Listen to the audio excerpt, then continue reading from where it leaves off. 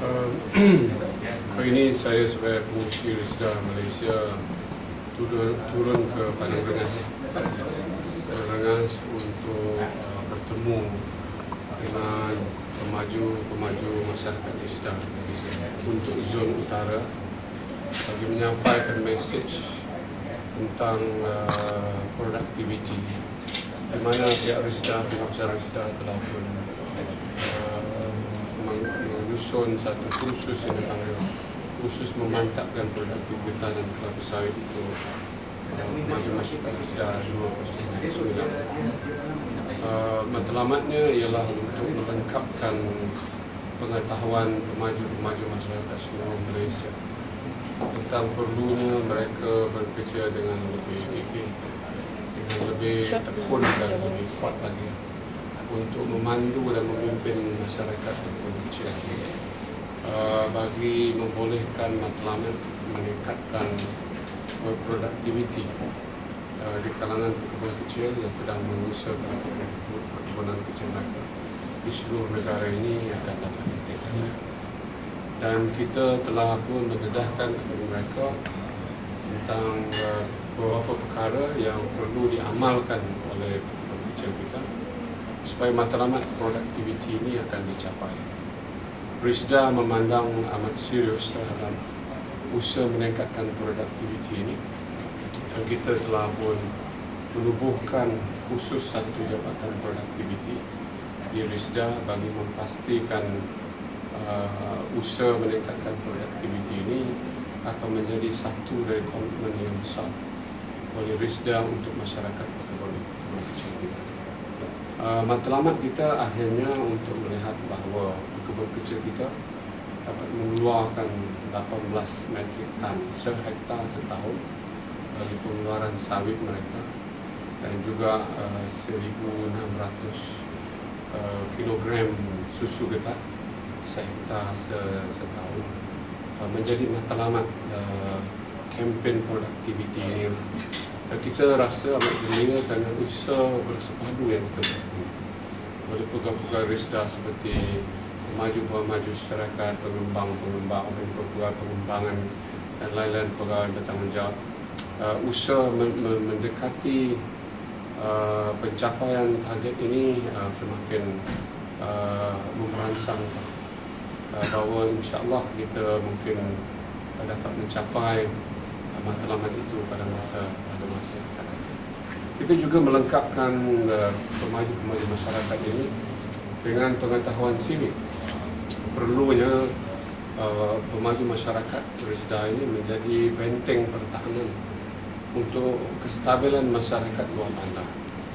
Mereka mesti faham isu-isu semasa yang berlaku di seluruh tanah air kita ini supaya rakyat luar bandar peka terhadap beberapa percubaan dan langkah-langkah yang dibuat oleh setengah-setengah pihak yang tidak patriotik kepada perjuangan negara, di mana kita melihat bahawa usaha-usaha pada masa ini untuk membusuk dan membuat fitnah yang tidak putus-putus kepada pemimpin negara kita, membuat tomohan-tomohan terhadap dasar-dasar kerajaan dan pegawai-pegawai dan jabatan kerajaan, dan memperkotak-katikkan sistem-sistem yang kita amalkan ini sedang dijalankan oleh orang-orang tertentu ini untuk memastikan mereka akan mendapat sokongan daripada rakyat dengan pendekatan yang tidak sihat seperti ini. Kerana itu kita melihat bahawa usaha-usaha memfitnah pemimpin, usaha-usaha untuk memburukkan dasar-dasar dan sistem yang kita amalkan ini sedang dijalankan. Saya telah mengambil inisiatif untuk memberikan maklumat mutakhir tentang perkembangan semasa ini, meminta supaya PMR ini memainkan peranan agar usaha memfitnah pemimpin negara dan juga memperkotak-katikkan sistem kenegaraan ini akan dapat dibendung dan seterusnya tidak diterima oleh masyarakat luar bandar. Kita telah mendedahkan betapa kumpulan ini, kumpulan yang rakus kuasa ini sedang berusaha untuk terus melaga-lagakan, misalnya antara orang Bumi Putra dan bukan Bumi Putra, atau Melayu dan bukan Melayu, dengan menggunakan konsep kepertuanan Melayu, dengan mengapi-ngapikan orang Melayu lebih daripada sepatutnya dari segi pendekatan perkauman. Kemudian mereka juga pada masa yang sama menggunakan konsep kedaulatan rakyat, mengapi-ngapikan orang-orang bukan Melayu terhadap kepentingan mereka yang harus diperjuangkan, dan memandang orang Melayu sebagai satu ancaman. Perbuatan melaga-lagakan orang Melayu dan bukan Melayu ini telah menimbulkan ketegangan di seluruh negara dan menyebabkan hampir keadaan menjadi tidak terkawal. Dan saya mengambil peluang untuk menerang kepada mereka konsep satu Malaysia, rakyat didahulukan dan prestasi diutamakan, adalah satu panacea, satu ubat kepada usaha orang-orang yang tidak bertanggung jawab ini untuk menaikkan ketegangan perkauman negara ini dapat dikendurkan, malah dapat distabilkan. Kita menjelaskan bahawa konsep satu Malaysia yang sekarang ini telah mendapat penerimaan yang amat meluas di seluruh negara kita, telah menjadi obat, memberi ketenangan kepada rakyat, memberikan rasa jaminan dan keselamatan kepada rakyat, bahawa rakyat Malaysia kehidupannya terjamin, kebebasannya terjamin, hak-hak asasinya terjamin, baik orang Melayu atau Bumi Putra, baik orang bukan Melayu atau bukan Bumi Putra, mereka boleh menjalankan kehidupan yang harmoni, yang baik di dalam negara ini tanpa sebarang tekanan, ancaman, tuntutan daripada mana-mana pihak. Perlembagaan kita yang menjadi tunjang kepada konsep satu Malaysia ini menjamin keselamatan semua pihak.